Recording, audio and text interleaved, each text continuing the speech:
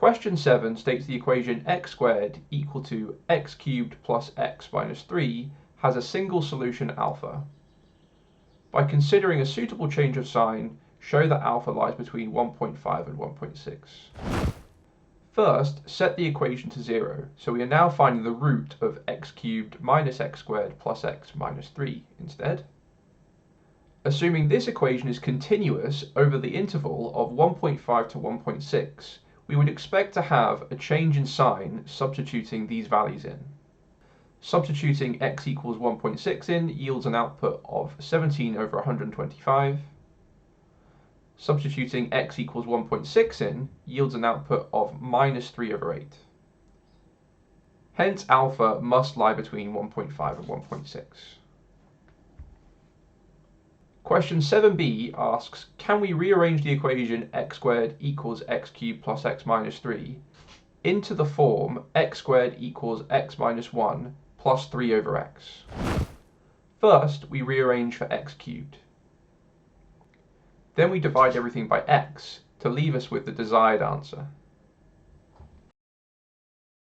Question 7c asks us to use the iterative formula xn plus 1 equals the square root of xn minus 1 plus 3 over xn 3 times to obtain x2, x3, and x4.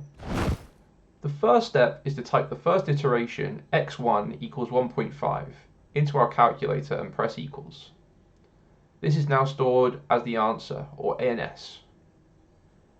Next, we type out the iteration formula, replacing the xn's with ANS instead. Then we can keep pressing the equals button to retrieve as many iterations as needed. This would give us the following iteration values to 4 decimal places.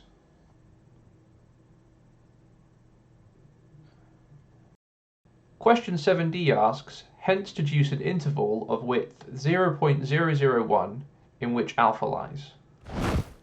We need to consider our last 2 iteration values, x3 and x4. Looking at x3, we can see it would round down to a lower bound of alpha of 1.574. Looking at x4, we can see it would round up to an upper bound of alpha of 1.575.